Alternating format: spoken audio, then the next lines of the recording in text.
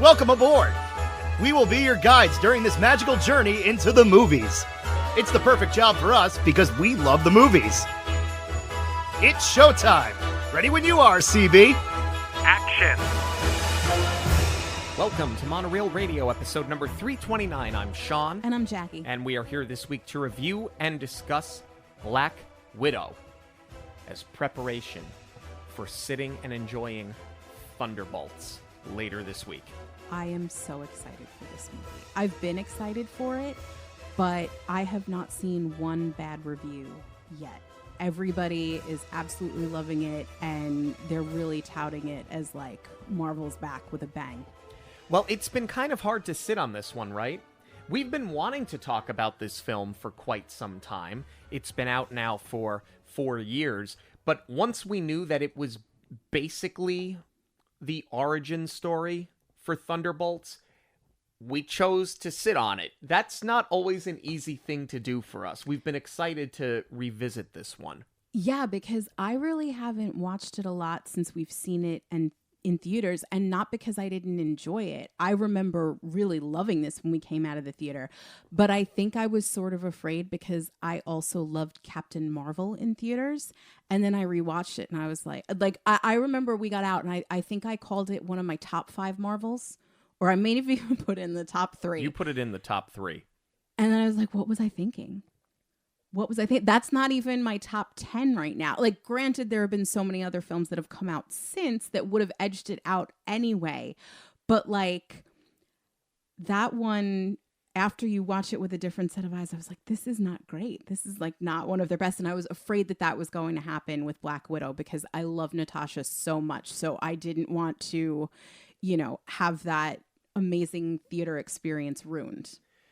A lot sort of surrounding this movie too, because this film was meant to did kick off phase 4 of the MCU. It had been delayed multiple times because of the pandemic.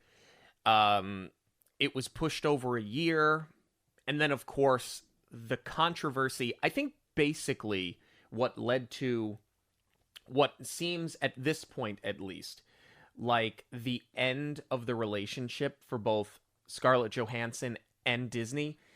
I don't love to be part of the rumor mill, but there were so many projects that she was rumored to be a part of. Like the Tower of Terror one. Because of the lawsuit that came following the release of this film, which was settled within a few months, this changed the dynamic of so many things. I think not only for the MCU, I think for also Disney at large. I would agree with that. And it was such a shame to watch that going down because she truly loves this character so much. She had so much input with Natasha Romanoff. She's got executive producer credit on this movie. And part of me at the time thought it might be a little bit that she was tired of playing this character because she did it in like 7 films over 10 years because she's a SHIELD agent. Right. She double dipped in so many of the other franchises besides Avengers. Like her first appearance is obviously Iron Man 2. Then she was a big part of the Captain America trilogy. Right. So she had to put in a lot more work than say like Chris Hemsworth, who was Thor in his own trilogy and Avenger. Like, she was everywhere. Yeah. So I thought it may be a little bit that she was tired of playing the character, but I think that she would have kept going. A big contributing factor, which has only just come to light, is that her ex-husband Ryan Reynolds got Deadpool in the interim. And she wanted to cut the ties with Marvel because she was upset that he had started to come into basically what was her turf for so long. Well, Ryan Reynolds, unfortunately, is not making a lot of friends right now. But with all of that being said, has this movie held up? Do you rank it as high as you did previously, or does this fall victim to the same thing that happened between you, personally, and Captain Marvel? That, on top of many other things, is what we are here to discuss today. This episode is sponsored by Fierce Fox Co., designers of handmade silkscreen shirts. Fierce Fox has a t-shirt, tank top, hoodie, or crew neck for every fandom. So whether it's the movies or theme parks, princesses or villains, the MCU or Star Wars, everyone will find something they love. The designs range from subtle quotes from our favorite films to iconic characters we can wear proudly in so many different styles, such as sketchbook and concert tees. Listeners of Monoreel Radio can get a 20% discount using the code Monoreel at checkout. Visit fiercefoxco.com to check out all of the collections. It's 1995, and Alexei Shostakov and Melina Vostokov are working as Russian undercover agents. Natasha Romanoff and Yelena Belova pose as their children as they live in Ohio. They steal intel from S.H.I.E.L.D. and escape to Cuba, where General Drakov, takes Natasha and Yelena to the Red Room to train as Black Widow assassins. They become successful widows. However, Natasha defects for S.H.I.E.L.D. after she and Clint bomb Drakov's office in Budapest. The blast seemingly kills him and his daughter Antonia. Natasha then violates the Sokovia Accords and ends up in a safe house in Norway. Yelena, meanwhile, kills a rogue widow and comes in contact with a gas that neutralizes the Red Room's mind-altering agent. Yelena hopes to send the vials of this antidote to Natasha in the hopes that the Avengers can use it to free the other Black Widows. Natasha and Yelena are pursued by the Taskmaster as a means of protecting the now mobile Red Room, as it is believed that Drakov and his daughter are both alive. Alexei, meanwhile, is in prison and being referred to as the famed Red Guardian. While opening mail, he is broken out by Natasha and Yelena, and while their relationship remains rocky, he tells them that they should seek out Melina, who is now living outside of St. Petersburg on a farm. Alexei puts on his Red Guardian suit, and Melina explains that Drakov has chemically mind-controlled agents all over the world, and it is she who refines the chemical for him. Melina double-crosses them as Drakov's agents capture them and take them to the Red Room, which is now hovering above the Earth.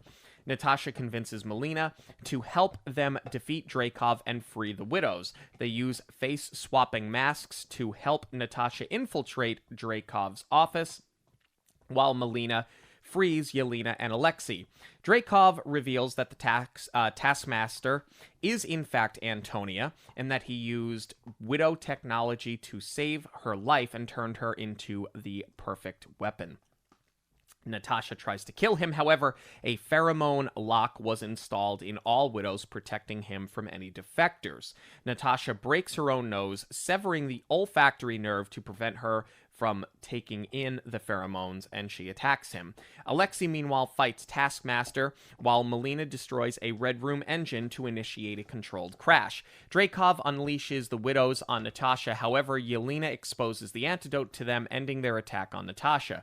Taskmaster, meanwhile, is locked in a cell. Natasha captures the location, or copies the location of all the other widows around the globe as the Red Room continues to crash. As Drakov attempts to escape, Yelena destroys his plane and kills him. Taskmaster, meanwhile, pursues Natasha in mid-air while the Red Room is crashing. Upon landing, Natasha uses the antidote on her and gives the rest to Yelena to free the other widows. Yelena, Melina, Alexei, and Antonia head off to do so, while Natasha is given a Quinjet and goes to free the imprisoned Avengers. So much happening here. I want to start actually posing a question. What do you think about where this falls in the MCU timeline as far as releasing Natasha's origin story for all intents and purposes after her passing in Endgame? I think it's fine. I think that it gives... a lot of people took Natasha's death as harshly as, you could imagine. And I think that people assumed, rightfully so, that with the multiverse and the timeline, and we can bring this one back, and we can bring this one back, but this one's a variant, etc., and so forth. I think there was always the curiosity as to whether or not Natasha would return. All of this, I think, is independent of the lawsuit, which ended their relationship anyway. But I like the fact that we have closure with this character. I think that it makes sense that we have closure with this character, and I think that they were setting up more to happen between Yelena and Clint, which I don't think we're ever going to see at this point for a multitude of reasons. The most of which now the details of now his messy end with Disney came to light earlier this week as well. So I think that that's all put to an end. Never say never, because money talks. But I'm fine with them having put this out when they did. Yeah, I really liked it because, to your point, so many people were so devastated losing this character. It was nice to know that we still had another adventure with her out there. But what I also appreciate about it so much is that when you think of Nat's character arc, we've obviously heard about her past. They've alluded to it, throughout how many movies. And she did, by the time you get to Infinity War and certainly in Endgame, she did take on that maternal role, and I think that's what people really gravitated towards with the character too, is that she could hang with the boys. She's a total baddie, but she did become very nurturing to them, especially when you think about Endgame, when she's the one holding down the fort and Cap is popping in and out trying to have these council meetings so that people can grieve. But she's the one who's really holding the band together with paper clips and chewing gum at that point. And because that's where we leave the character, you sort of forget her very checkered past. So I feel like this is a very powerful arc for her to go through one last time, to have to confront that past. And I love that they started with the flashback here. I think that in current Marvel time, especially coming out of the multiverse now where there's so much CGI, you forget how good of a knack Marvel has for choosing these locations. And I love that we start with this idyllic neighborhood in Ohio. It's just like the perfect, innocent childhood summer day where they're just playing and, they're on the swing set and the kids are just having fun. And, like this to me, it truly felt like summer. Like these are my memories of summer, when you're off from school and you can stay up late and there's no schedule and the fireflies come out. I just really, really love this open.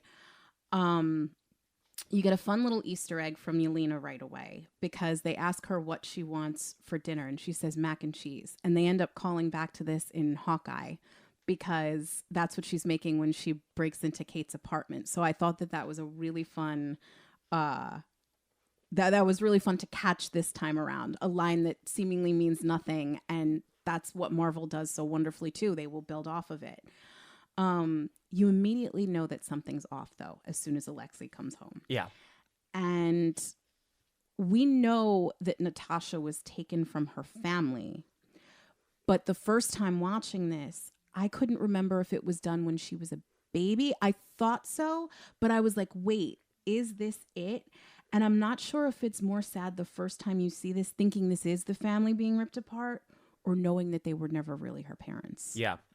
It was a beautiful slice of life. I think because David Harbour is in it, immediately you think, oh, this looks like Stranger Things. And I had the same, question as well. Did Natasha know the whole time? It's very clear Yelena has no idea what's going on. Mm-hmm. And I mean, it's later confirmed that Natasha knew the entire time. Sure. And I think that it added a layer emotionally that sort of gets better every single time you see it. Agreed. Especially because as they're trying to escape, Alexei poses this to Yelena as, that big adventure we're going on. It's time, it's happening. And Natasha seems very reluctant to leave. So this is where I was kind of teetering with it. And I was like, wait, does she know? And then you have this beautiful sequence where they're singing American Pie in the car as they're driving past, the football game. It plays very small town. It's just your quintessential middle America. And, it's just so lovely for a second that this is their last piece of normalcy, and then they're just going to get slapped in the face. And then to your point, you do get the confirmation whether or not Natasha knew the whole time, because she flies a plane without question to help them escape. And then, she's obviously worried that Melina's been shot. She's worried about everything that's going to happen, but more than anything else, she's worried about Yelena because they're going to take her, and she's so young. And then Alexei says to her, you were even younger when this happened. And then she grabs a gun to try and keep everybody away from her sister. So it's like, oh, okay, this is not her first time at the rodeo. And then we see what that first time was in what is simply one of the best opening credits of all time. You have a killer cover of a song with a gender swap singing Smells Like Teen Spirit, and this mix of visuals, which are home videos and surveillance footage. They knocked this out the damn park. Yeah, the opening credits are incredible. They're edited beautifully. The song choice is phenomenal, and it is a very difficult watch all at the same time. Yeah. The horrors that these girls are ensuing as they basically just wipe them free of any emotion to turn them into trained assassins. You feel it as the audience member. You feel how horrible it is for them to go through, and to watch them just die emotionally by the time it's all said and done. It's, what is it, 3 minutes? It's maybe 3 minutes. It has this James Bond opening feel. Less art house than some of the Bond movies, but even still, it's such a brilliant way of fleshing out backstory. Especially because the last time that they tried to do this, it was done so badly in Age of Ultron with this weird romance between her and Banner. Yeah. And nobody liked it. And that part of the reason they're struggling, I mean, it's mostly him because he's afraid he's going to turn on her. But it is a big deal for her character to want to open up and try to love someone. So they sort of tiptoe as far as, her emotional capacity to handle something like that. But you really never get to fully dive in. And here is where we do. Especially with, I mentioned the home video opening. They pay off on that later when you find out that, and it's again confirmation that she knew the whole time. When she has that moment with Melina where they're looking through the photo album, and they staged all of those in one day as part of the cover story to build that photo album. And I'm like, man, that is just really heart-wrenching. And to your point, seeing it happen to every single one of these girls, it's just awful. So now we flash forward. We get our first glimpse at grown-up Yelena, and she's running down the side of a building after the rogue widow. I love that they're calling back to this moment on a bigger scale in Thunderbolts. I'm not spoiling anything. I can't. We haven't seen the movie, but we know in the trailer and a lot of the behind the scenes that Disney has released, they let Florence Pugh jump off the second tallest building in the world, and she was game to do it. I mean, like, usually it just speaks to how highly Marvel and Disney think of their stunt team, that they would trust them to put a leading lady in this position and throw her off of a building. But I love that we're gonna see that again on a much bigger scale. Yeah, I think that that visual was incredible. I like that that's where we're picking things up with Yelena, because we still don't know exactly what's going on. Like, we know that Natasha is defecting because obviously this leads us into Budapest, right? but we're still not entirely sure what's happened with Yelena at this point.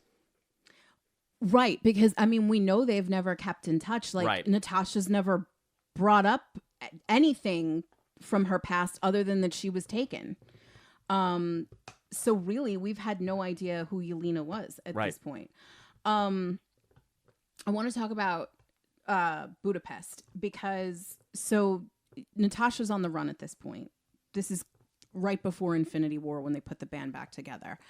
And after the events of Civil War and the Sokovia Accords, like, the Avengers are not in anybody's good graces. So she's on the run, and she has help getting equipment and supplies from, I'm sorry, who is this guy? Are we supposed to know who he is? No, I don't think so. They bring him back later for Secret Invasion. So, like, good on you for, you know, recycling the character then. But, like, I don't know. I think we're just supposed to buy the notion that he's the guy that helps them out when anyone's in trouble. But, like, that's kind of always been Fury. Yeah. So this kind of makes no sense. Like, a throwaway line that he works with Fury or you know, hey, I just saw Maria would have gone a long way here, you know? Or Maria sent me. Something like that. They basically set him up as, oh, look, he's back, which only works if we know who he is. Exactly. And maybe I could be missing something. I mean, I like to think that I know my Marvel pretty well, but I don't ever recall seeing him or having anybody else besides S.H.I.E.L.D. helping them out. And well, it does kind of make sense though, right? S.H.I.E.L.D., because they're not in the good graces, S.H.I.E.L.D. can't really help them, so you have to go outside of it. But, like, you need a stronger introduction for this character then. And then you really lose the little history that they do have together, because they go on this runner joke of the pronunciation of Budapest, and it glosses over the fact that he set them up with the apartment when Natasha and Clint were in Budapest. And all we know about that is the joke from the first Avengers, which was a throwaway line. And again, I like that they do that. I like the callback. I like that they bring it back and flesh it all out. We know that they had some crazy adventure in Budapest. We just don't know what it is. So they allude to him helping them out the first time. So you do give us a teeny tiny bit of backstory, but it's glossed over in this ridiculous joke. So, how do you feel about this whole opening fight and everything that we see as they flesh out Budapest? Okay, that's something that's still a little bit confusing to me. Is that where Yelena is right now? Or are they, like, outside of the Red Room? Because we know that she's there in the apartment, but I don't know if this initial chase is supposed to be Budapest as well. They don't really say. That's why, like, I'm assuming that it is. They're not giving us any timeline. They're not giving us a flashback. I'm to assume that this is all happening in Budapest. I mean, it totally could. Like, it works that way, but we just don't get that clarity until we realize, okay, he set Yelena up in the old apartment, and that confirmation doesn't come until she asks what she thinks are bullet holes in the wall. Right. And they're arrows, not bullets. The only hard location they give us is Norway, where Natasha is hiding out. Yeah. I mean, I do like this opening sequence. I like that we know that some of the widows are going rogue. I like that we see Yelena go rogue, but I feel like it happened so fast. It wasn't until watching it the second time around for the purpose of this review that I realized she didn't pop a bullet out of her leg, that's her tracker. Right. So that's something I feel like you should have drawn a lot more attention to that. That's a huge deal. Yeah, I also thought that because they were going to tell us, they made such a big deal that they were going to tell us what happens in Budapest. I kind of assumed the whole movie was going to build to that, and that we weren't going to be past it within the first 15 minutes. With questions as to, wait a minute, where are we? When is this happening? What I also really like about this, though, is that this is not Natasha tracking down Yelena as far as, I need help or I have to delve into my past to help the future or whatever. This is just as much Yelena's story because she had to reach out to her. Well, let me ask you this. In retrospect, now that we know that Natasha's not coming back, and because we've seen Yelena in Hawkeye, right? We know that she's in Thunderbolts. Do you think this is as much Yelena's origin story as it is Natasha's? Absolutely. It's just branded as Black Widow? I mean, they're all widows, right? Right. I think this was sort of a baton pass for sure. Yeah. But I think part of that is also just stylistically and thematically, you have two leading ladies here. I think because, to your point, this was promoted as Natasha's movie, especially after knowing that the character goes out. I think it did overshadow. And it wasn't until, again, sitting down for the purpose of this recording and really paying attention that I realized just how much of Yelena's movie it actually is, and how much of a role that she plays in pushing all of this forward. Because meeting her like this, where she realizes exactly what's going on with the widows, that's her mission. She wants to get the rest of these girls out. Natasha's mission is to take down Dreykov. So they each have a vested interest. It's their own interest and ultimately for the same goal, but they need each other, but they were going to do this independently regardless. I love their reunion/fight, which ultimately leads to nothing because Yelena basically just taps. But I thought that it was a good place to pick up their relationship. Well, before we get there, though, there is another big opening fight where Taskmaster tracks down basically what Yelena sent Natasha. Right. And they have that big fight on the bridge, which I love this because this is where we're learning that Taskmaster can mirror whatever fight moves the opponent is doing. So it creates a really strong opponent, a very threatening opponent. And you have to have something like this because knowing here's the weird thing. And I think it's a challenge of this movie that they handled really, really well. We know Natasha's going out, right? We know that anything that happens in this movie is not how she dies. So she's going to be okay, but you really have to put her in peril to keep the tension high. So this was a good jumping off point because she's really getting her butt kicked in this moment right now. We've really never seen, and it's something, that you and I have talked about that I really love so much about her and Clint's characters is that they're not demigods. They don't have a special super suit. They are trained assassins, and they go in wholeheartedly with the people who do have those superpowers. And it makes me respect their characters so much more because they're just willing to fight and fight with the good guys because they want to make up for a very checkered past. So that she can fight. We've seen her do it, but we've never seen her in such bad shape because she's really getting knocked around here. And then to ScarJo's credit, she did a lot of her own stunts. She's been doing this for 10 years, so she's got a massive amount of training under her belt. But she's jumping in the freezing water in Norway. Again, after we've talked about a lot about the contract and a lot about the falling out, but like she was still willing to put in work because she loves the character and she loves the story so much. To your point, now we get the meeting of the minds with Natasha and Yelena.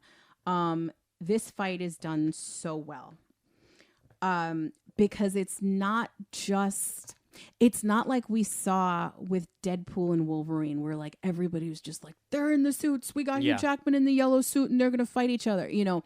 This wasn't that lip servicey like girl fight, Yeah. This is not just about the physical fight. This is about a family that does not know how to communicate with each other. And to top that all off, they're equally resourceful and scrappy. So again, Natasha has met her match with an adversary, and it's like, what is she going to do? You can't do anything other than call a truce and learn why Yelena brought you here.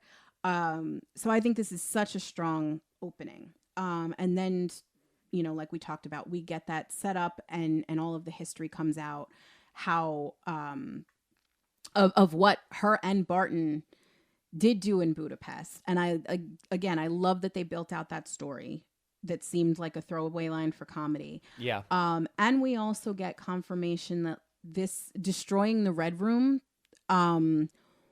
was pretty much her final initiation into S.H.I.E.L.D. Right. To prove that she was one of the good guys. So I like that they took it there as well.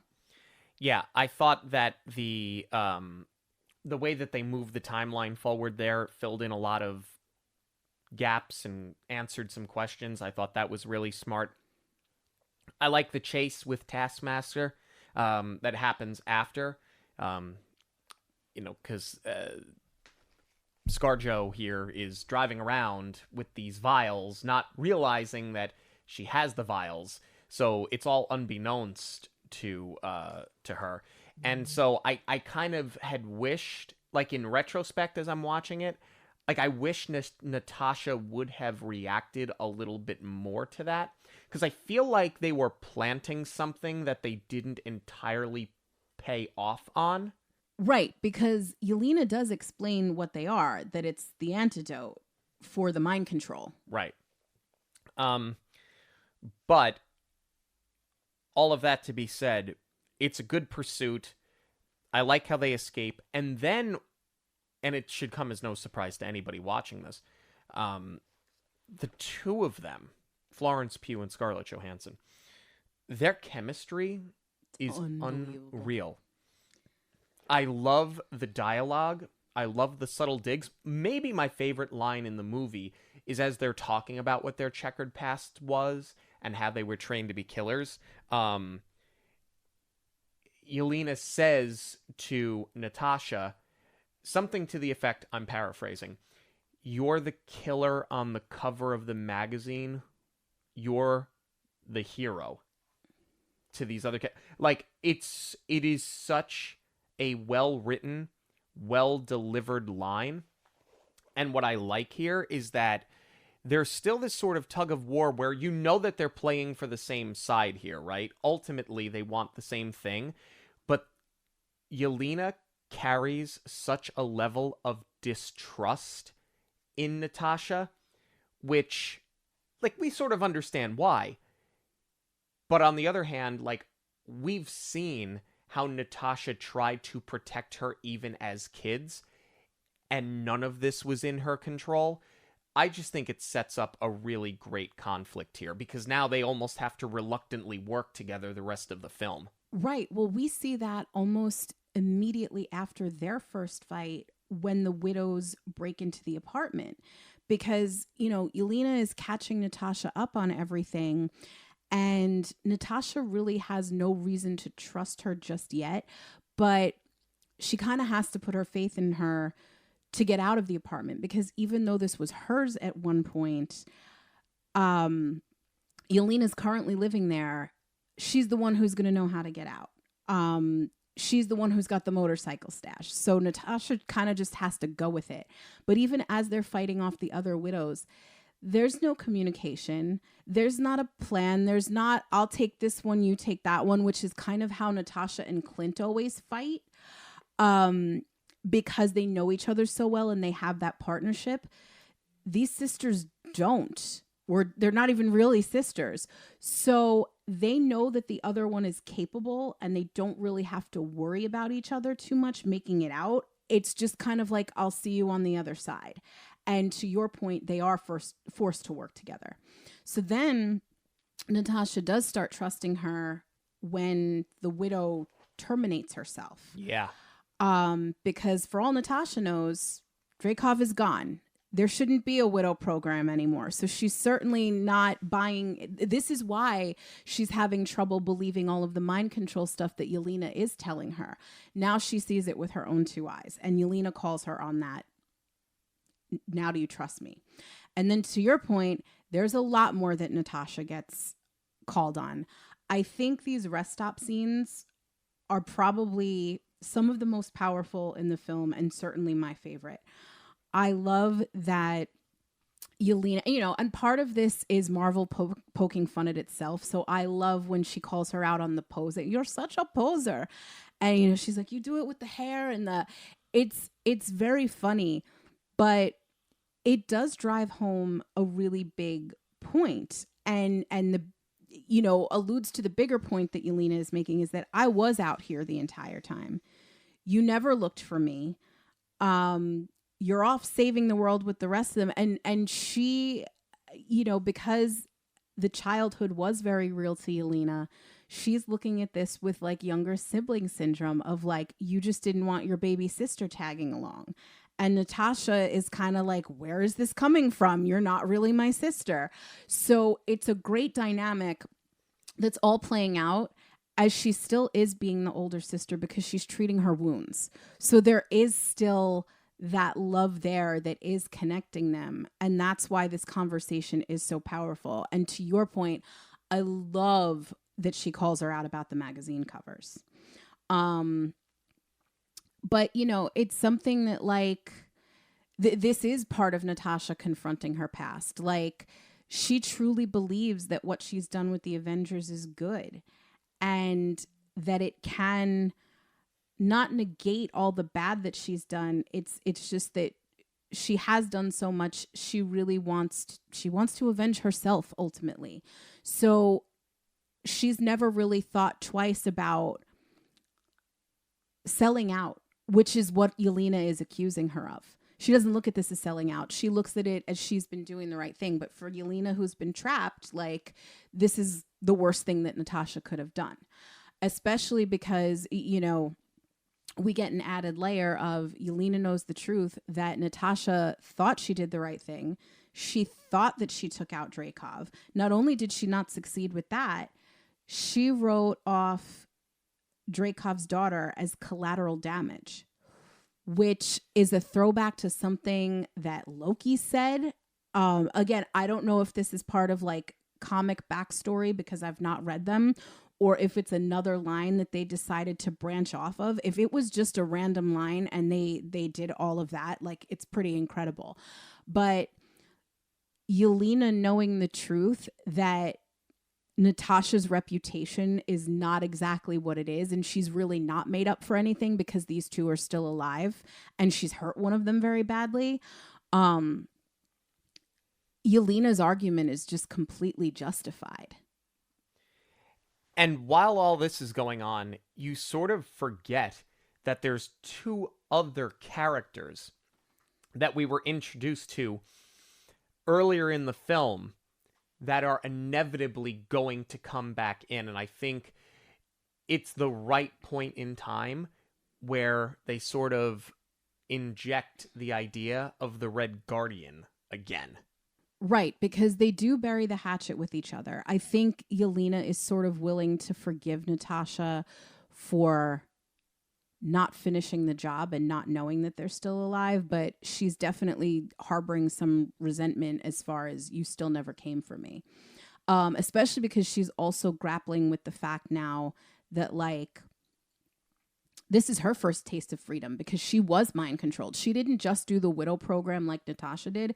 She was under the mind control.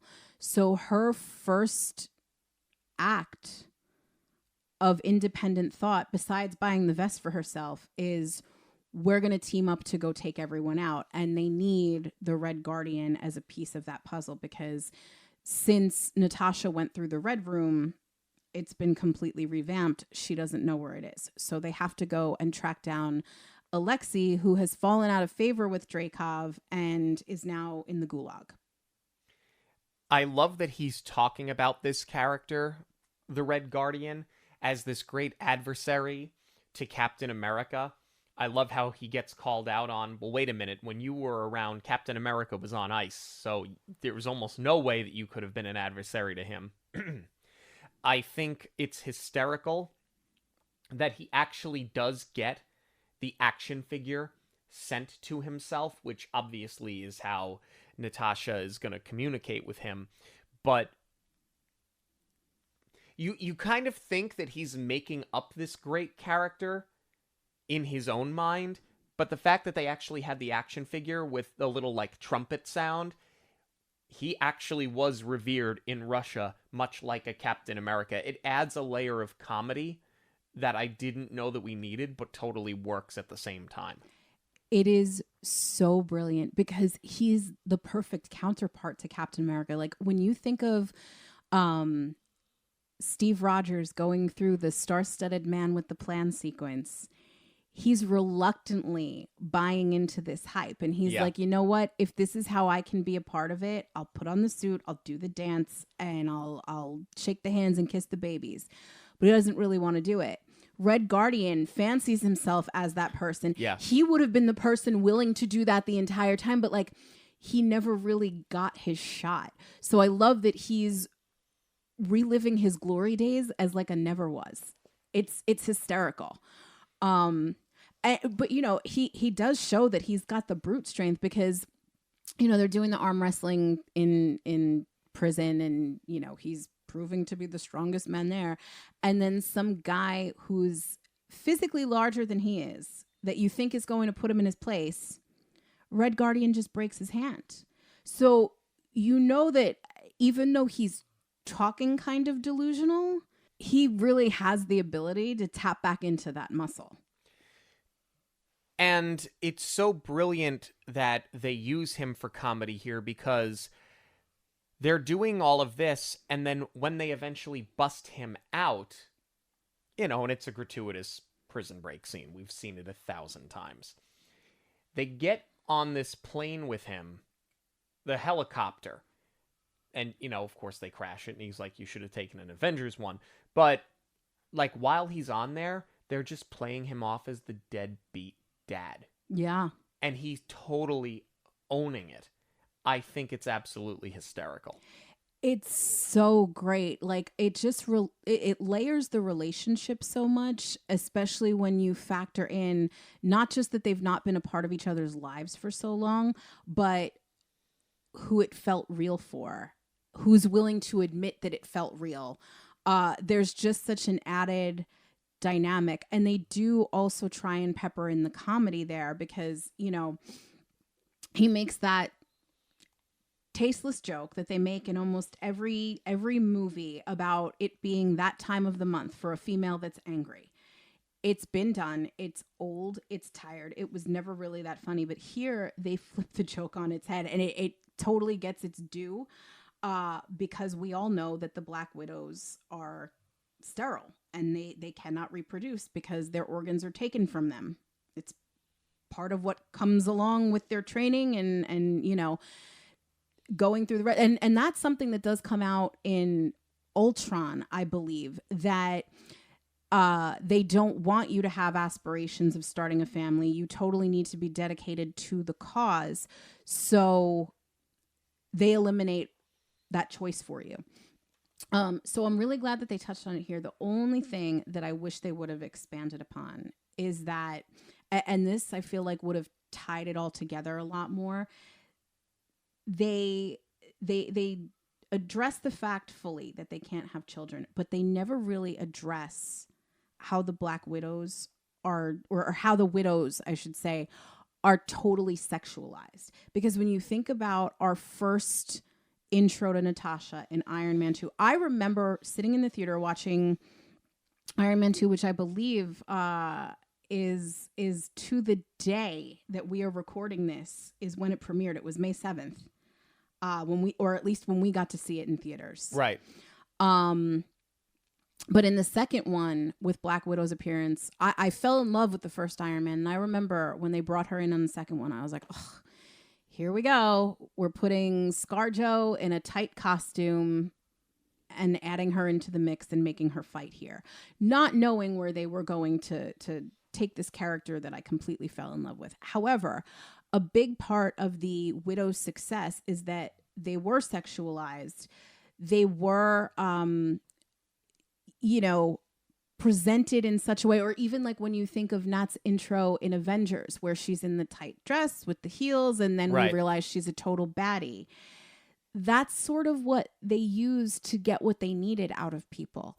So I wish that we had unpacked that a little bit more now that we are seeing the full backstory of how that made them feel to not only be stripped of their reproductive rights and have to deal with the fallout from that, but how they were made as children or groomed as children to have to step into that role. So now we have the scene where they all reunite at Melina's farm. First off, the set is great. I absolutely love that. I also love the fact that the movie at this point sort of picks up where it started, where you have this slice of life moment. They're sitting at the table, they're drinking vodka, and then they pepper in the comedy when he puts on the Red Guardian outfit, and he is such a cheeseball. But it's this weird kind of seesaw of emotion because it's sort of funny and lighthearted for everyone except Yelena. This is by far one of the best scenes in the film, top to bottom. It is so painfully awkward because not only Yelena, Natasha also thought that she was dead, but she's not really their mother. So they have these, they're harboring this aggression because they feel abandoned. But at the same time, that's where this great conflict comes from because Alexei and Melina keep insisting this was never real. Right. We were carrying out our task. We were doing our jobs. And then peppered in too for comedy is not just the Red Guardian suit. You also get the pigs. I absolutely love the pigs. But I feel weird about that because this is how Melina is really giving Dreykov the keys to the kingdom as far as the mind control. The whole thing is just so well done. And even just the way that it's shot, specifically at the dinner table, it does feel, like one of those family reunion comedies that all of the fighting is going to ensue. But because this film is so character driven, it's just so well done because everybody is justified in the way that they feel. And then you also do have these really heartwarming moments where you find out that it wasn't ever just Yelena. She was young enough to believe everything. But even though Alexei, Melina, and Natasha knew that it was all just a job that they were carrying out, there were elements of it and there was a love there and they grew to care for each other. So you see that in the photo album scene that I brought up before, that right. Melina kept it. Natasha calls her out on that she kept it. And then when Alexei and Yelena really come face to face, he's trying to smooth things over. He's trying to relate to her.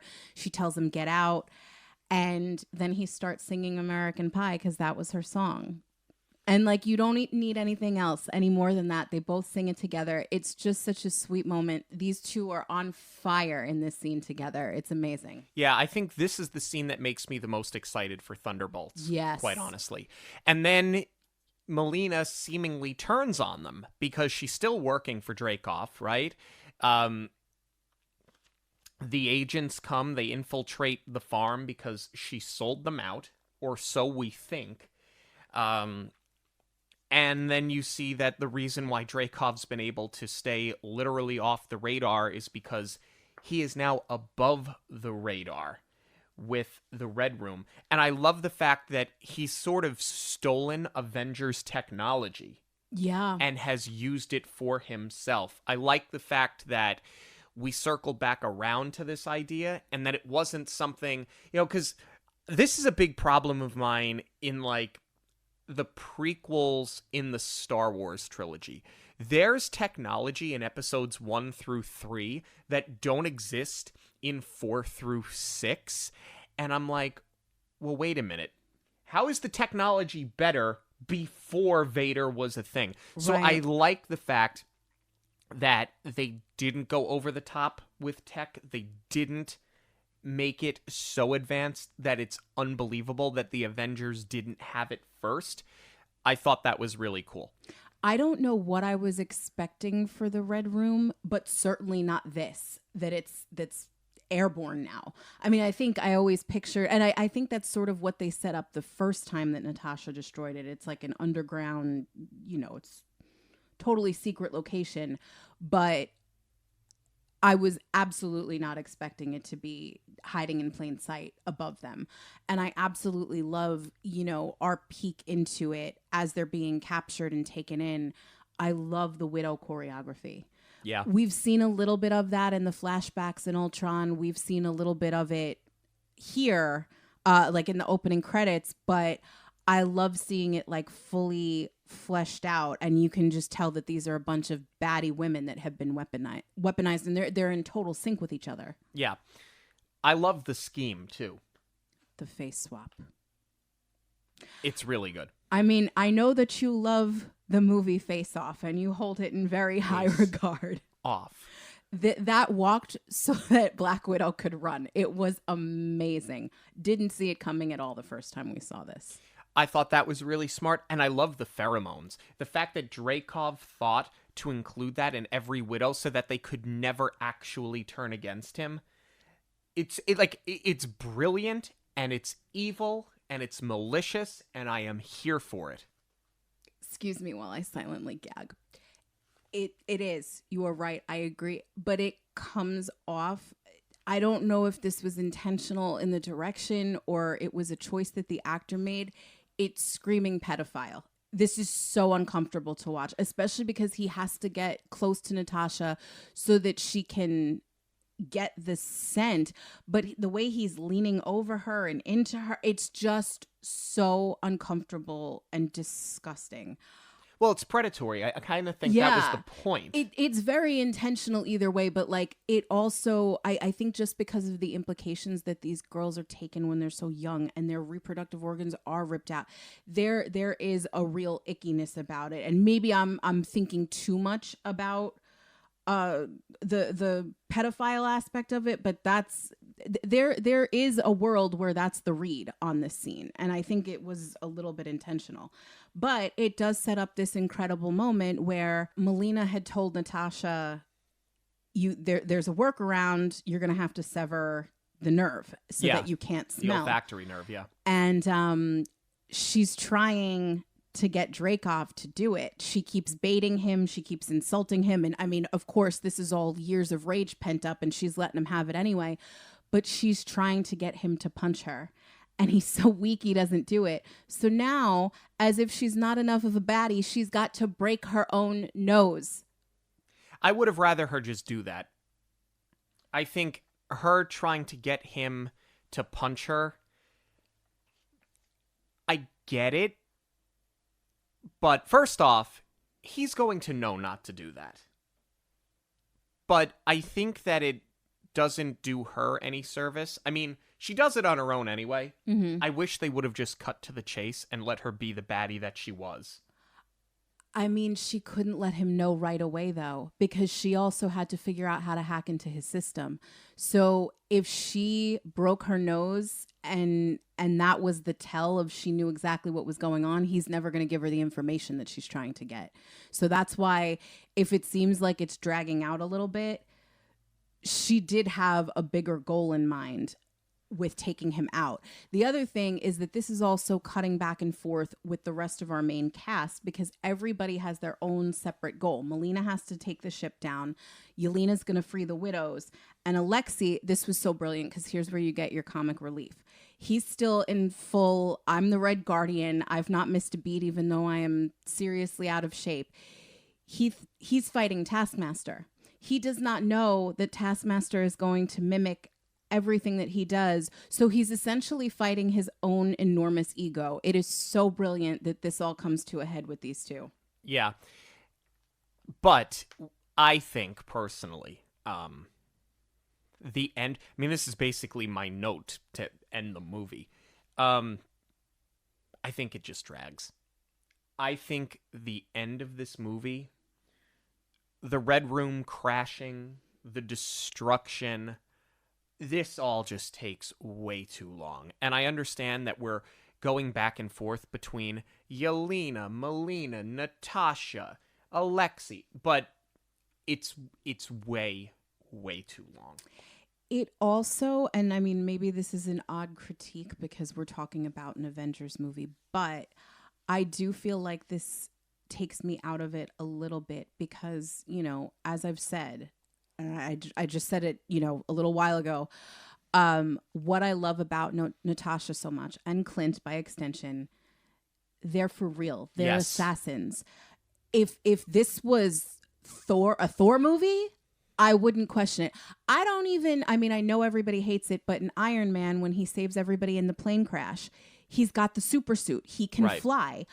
So I don't love that we figured out a way to make Natasha fly. There is a payoff in that she gives Yelena the chute. And it really does, there is a moment where you think they're taking Yelena out for real, because the whole time throughout the entire film, this would be a fun way to die. This would be a fun way to die.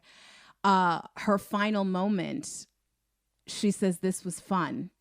And it's such a great line, not just because of her delivery, but there's also so many layers to it with, we got to be a family once more.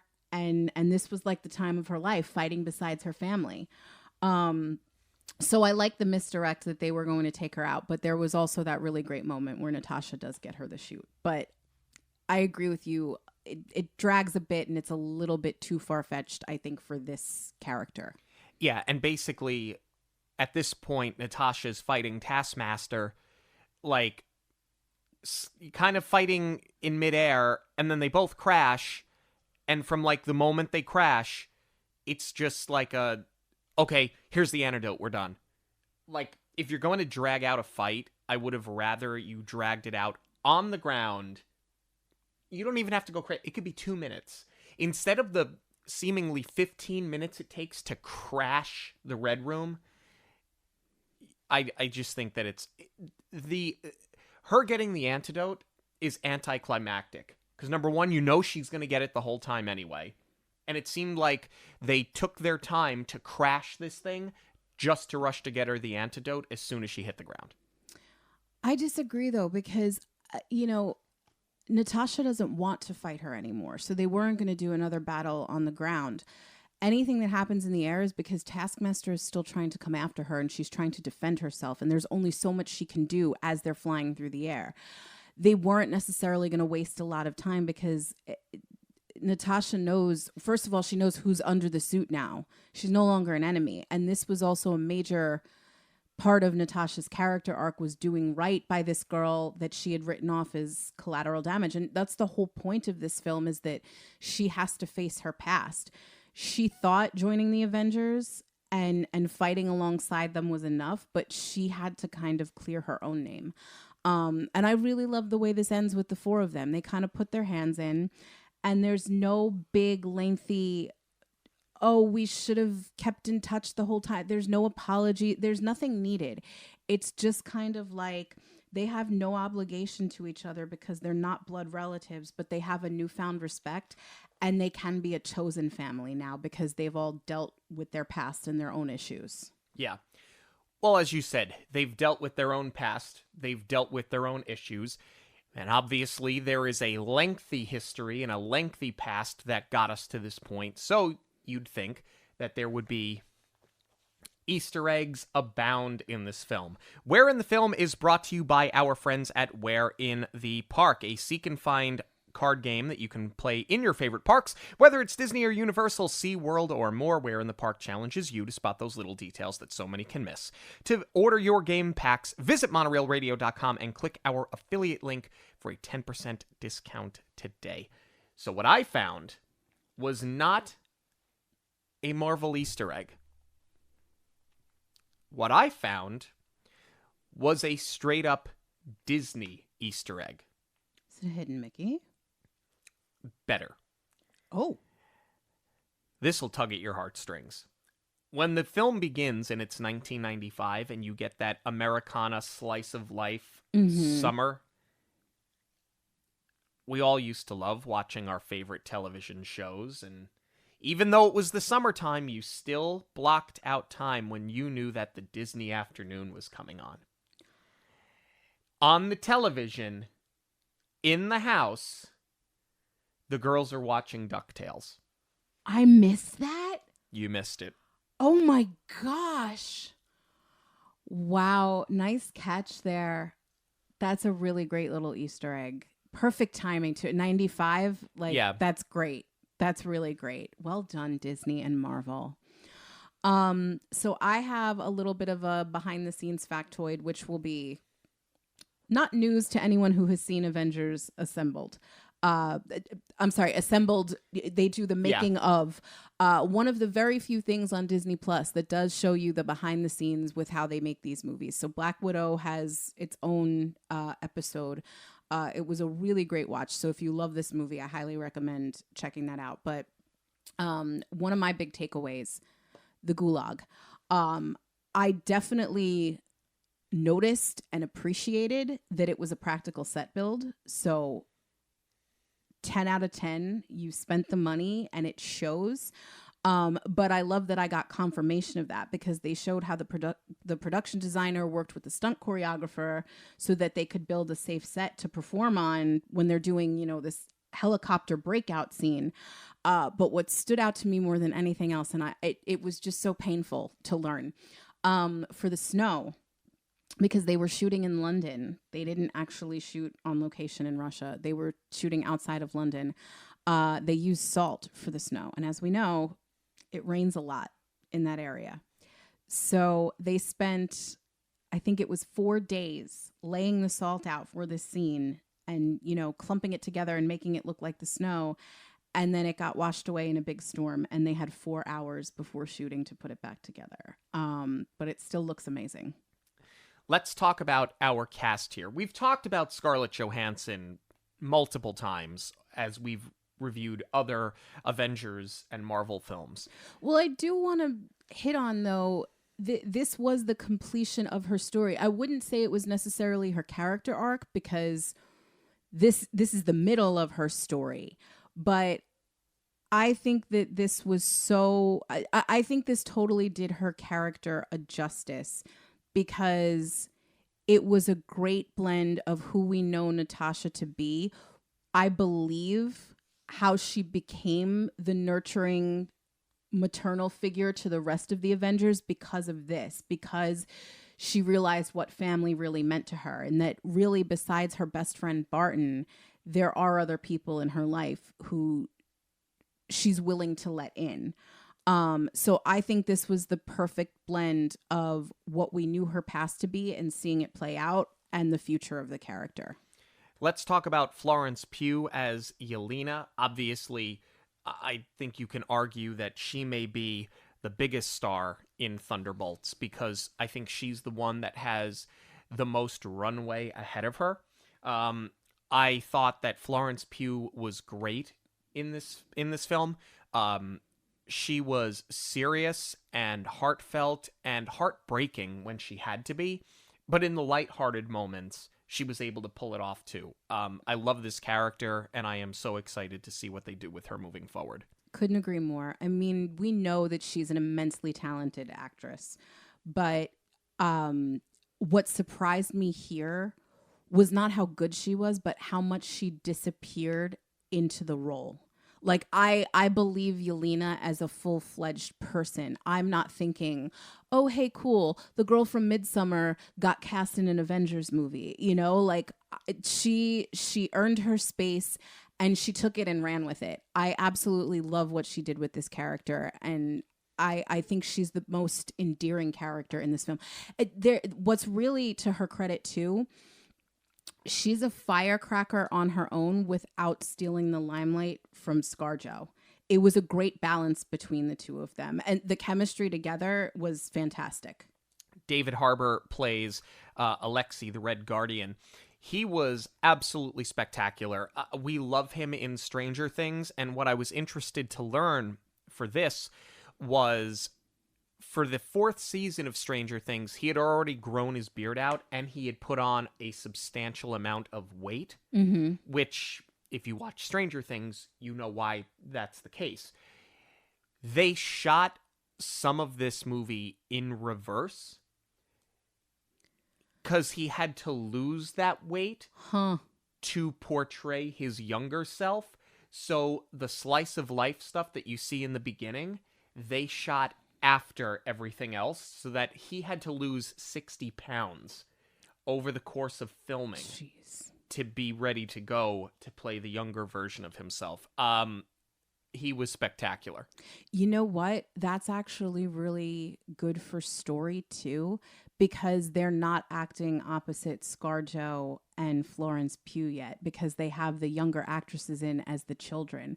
So it's like in their minds, the actors know the character arcs and you know that this family is going to be okay at the end of it. So I think it adds another layer to them having to, you know, basically just be cut and dry and be like, we're not really a family right now. It adds to the heart-wrenching nature of the material. That's really interesting. But he's phenomenal. I think David Harbour, honestly, is the best girl dad since Bob Saget as Danny Tanner. I love him against 11. Those are my favorite scenes in Stranger Things. Yeah. And I love him with Yelena specifically here. He honestly, like, I just have to chuckle every time that I think of him, because he did so much with this character. The comedy, the self-righteousness, the bloated ego, it just all works together so well, but also because he gives it so much heart. Rachel Weisz plays Melina. I remember her, I think most of us do, from The Mummy. I thought that she was great in that film. I think that she is equally as great in this film. I think she's brooding when she needs to be. I don't think that up until the very end, there's not a moment where you fully trust her. I think that that's a very nuanced performance, and I thought that she was really, really good. I agree. I was not expecting to fall in love with this character so much because, you know, she's the one that they really had to break as far as getting to admit that she really believed that they were a family. Like, she was the last domino to fall, right? As far as being willing to put the cards on the table and show that it meant something to her too. Ultimately, I think because she's probably done the most horrible thing with the mind control. The only thing that I wish that they had unpacked a little bit more with her is that, again, it's going back to knowing that these women are losing their reproductive organs. She had a chance to be a mother with these two girls. And that's why, you know, they tiptoe around it in the beginning when she tells Alexei, I don't want to leave yet. That's when it's because she believed they were really a family. So I wish we had seen like what the fallout had done to her, other than just she kept the photo album. And yes, she turns. Yes, she does develop the plan with Natasha and the face swap. So really, she is the mastermind behind taking Dreykov down. But I wish we had gotten a little bit more emotion from her. Olga Kurylenko plays Taskmaster. It's all in the eyes for her because she has basically no dialogue. Mm-hmm. But she just has that like dead inside look that is completely unhinged. It speaks to her as an actress that she can carry so much weight and so much emotion and not emote at all. Her one line is incredible when she asks Natasha, is he gone? Because you know she's not asking, is my father still alive? She's making sure the bad guy is taken out. Mm-hmm. And that the delivery is just so powerful. And to your point, very little dialogue. Ray Winston plays Dreykov. What a great villain. Yeah. He's like a Bond villain. Yeah. That's very much how he feels. It's sort of his aesthetic. I love the fact that we get a villain here that isn't a superhuman. He isn't a super soldier per se. He isn't a mutation. He's just a guy with money that is working with or for the government and is just power hungry and menacing. He was great. Completely agree. Like I said, just so creepy and so uncomfortable in all of the ways that you want in a villain. But these are my favorite type of villain performances, where you're not yelling, you're not screaming, you're not doing anything over the top, but you are so menacing. Yeah. Yeah, he's one of the best Marvel villains, and I feel like he doesn't get enough credit for it. Final thoughts on Black Widow. I'll go first, because I think I can be brief. I think from top to bottom, this is a very good movie. I think that it's one of the best movies that we've had post-Endgame. I don't put it quite at the top of the list, because I do believe that Guardians 3 is at the top of the list, though I would probably put it in the top 3 best ones that we've had since the end of that phase. I wish that perhaps it had been celebrated a little bit more. I think the lawsuit that ScarJo had against the company sort of put a damper on that, and I think, to an extent, I think she was right in suing the way that she did. But all in all, it's a very good movie. It has a ton of rewatchability. It works as a great origin story, so to speak, for Thunderbolts. And I think it was a good conclusion for Scarlett Johansson in the MCU. I completely agree. For me personally, any reservations I had about revisiting it and not liking it as much, or having it hold up to the way that I felt about it when I saw it in the theater, completely out the window. This just gets better and better every time that I watch it. And I love it more every time that I watch it. And there's, to your point, the rewatchability. There are new things to see every time you watch it. I completely agree with you. I think this is certainly one of the best post-Endgame films. Definitely a top 3 post-Endgame for me as well. And what's also impressive about it, I think, is that it's a really great standalone piece. Like, if you're one of these people that is hesitant about getting into Marvel because you feel like so much has happened and you don't want to watch 17 movies to be able to follow one storyline, much like Guardians and that trilogy, this is one that you could watch on its own and have a complete understanding of what's going on, just because it's such a good character-driven piece. You could absolutely enjoy this if you're a casual Marvel fan, or maybe if you think that you don't like Marvel. I feel like this is such a great jumping off point, which is also really impressive because it's also such a complete film for Natasha's character. Like, this was such a great last hurrah for her. And I absolutely love this one. We are interested in hearing what you have to say about Black Widow. You can let us know on all forms of social media at Monoreel Radio, or you can send us an email at monoreelradio@gmail.com. News of the week and a very, very, very cool prize are up for grabs. But first, a quick break. News of the Week is proudly sponsored by KMV Travel. KMV Travel is a boutique travel agency that helps families plan personalized vacations and create unforgettable memories on land and at sea. KMV Travel specializes in Disney destinations, family theme parks, and most major cruise lines, providing unmatched service from start to finish with the belief that vacations are an important part of life. KMV Travel will help you and your family experience new places, learn about other cultures, relax, and reconnect with those who mean most. KMV Travel will guide you from booking to bon voyage, ensuring you have the tools you need to enjoy each moment of your vacation at no extra cost to you. Visit kmvtravel.com to connect with an expert travel advisor and start planning your getaway now. Both Rita Ora and Brandy are set to return for Descendants 5, Wicked Wonderland. This was unexpected news, but I'm not disappointed by it because, we did not like Rise of Red, but one of the highlights of that film was Rita Ora. So it's nice to see that Disney's going to keep her around. And since seeing Rise of Red, we reviewed Brandy's Cinderella. And I will sing the praises of that film till I'm blue in the face. It is the perfect live action version of a fairy tale. So I will never not be excited to see her in this role.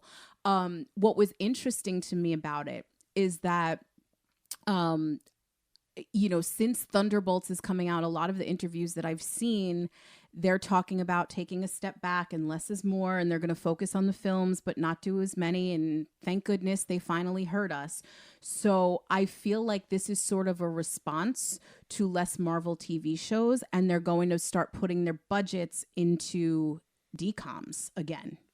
Right, and certainly reinvesting into Disney Plus, because if it's let's call it what it is. A DCOM at this point is basically a Disney Plus film. It's just that they're going to air it on Disney Channel the day before they drop it on Disney Plus, which I'm totally fine with. If as a result we see more things like Prom Pact coming out of this, Absolutely. where like you make it a little bit more clean for and kid friendly for the Disney Channel, but a little bit more adult for Disney Plus.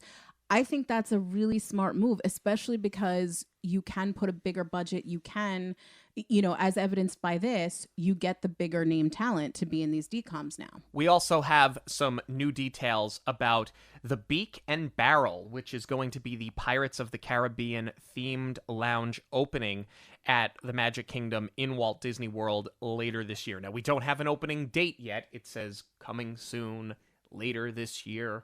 All of the Disney sort of jargon for we don't know when it's going to be ready, but eventually I would have hoped that they would have had this open for Memorial Day weekend so that they had it open for the entire summer travel season.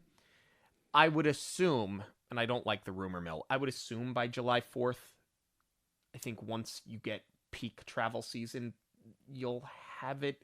I'm thinking it's going to roll out with Not So Scary. Well, perhaps it does. We're going to meet Rummy. Not Remy. Rummy is going to be the quartermaster for the tavern. That is going to be the revamped Barker Bird.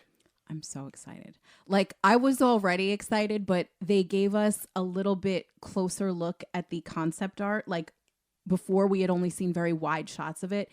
Now they're zeroing in on all of the little details, like from the Pirates movies, like the ships in a bottle. Please bury me here when the time comes.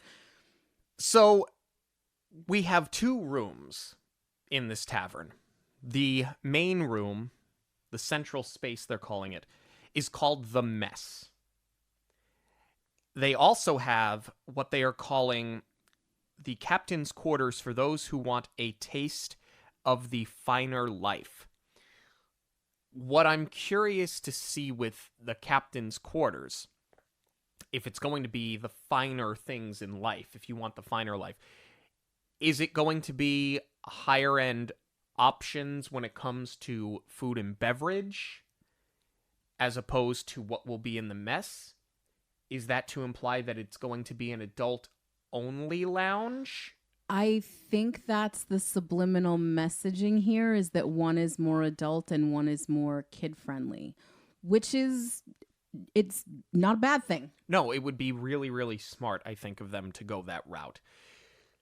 Now, let's very briefly talk about the groundbreaking news this week. The first of what I believe is going to be many news drops coming up in the next month or so, as Universal Studios gets ready to open Epic Universe. The announcement that there will be a Disneyland opening in Abu Dhabi. They're saying it's going to be 2 years to design and 4 to 6 years to open. So let's meet in the middle and say this park opens roughly 7 years from now. I don't think anybody saw this coming. I think that a lot of people assumed a fifth gate was coming to Walt Disney World. I still think a fifth gate is coming to Walt Disney World, quite honestly. But it seems like this is the similar route that they took in opening over in Tokyo, right? Where the Japanese government puts a lot of the money up front. Disney helps design it. They help show them how they would run it. And then it's sort of a different entity running the park. I think that's very much what is happening here. There's a lot to talk about in regards to the location that they chose, but I'm going to reserve a lot of my opinion for an upcoming Dockside chat, because I think that that's a more appropriate place, because this is going to be a very large conversation. Yes, and we've rambled on long enough on this episode, but there is a lot more to unpack. But I agree with you. That was one of the elements of backlash that I was expecting, as far as the, pouting about what about our fifth park, But I think that's something that people aren't realizing, is that, to your point, this is like a Tokyo Disney. Disney is not putting up the money for it, at least not entirely. So that's why you're going to get this not done a little bit faster as far as the time it takes to build it. But if Disney were going about this on their own, this would be years and years in the pipeline to get them to spend their own money. This is what Walt did best. He'd get the sponsorship on it. So it's a mutually beneficial relationship. In Abu Dhabi, they get the trusted brand of Disney and the brand of safe family travel. And on Disney's end, it's going to be another cash cow for them.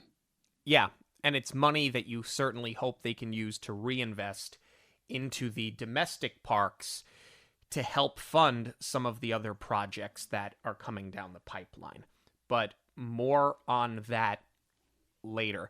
Let's talk about our giveaway here. We have a Yelena Funko Pop. It's number 607 for those collectors out there. She's in her vest. She's got the white jumpsuit in her vest with the pockets. All the pockets. Very functional. If you would like to enter to win this prize, it's very easy. All you need to do is sign up for the Monoreel Radio newsletter. You can do so over at monoreelradio.com, and we are going to give you about 2 weeks to enter. So, as long as you are a new sign-up, by Monday, May 26th, 2025, at 11:59 p.m. Eastern Standard Time, you will be entered to win the prize, and we will announce the winner when we release the show on Tuesday, May 27th. It's like a Monoreel Digest, but it only goes out once a month. We don't spam you. Right.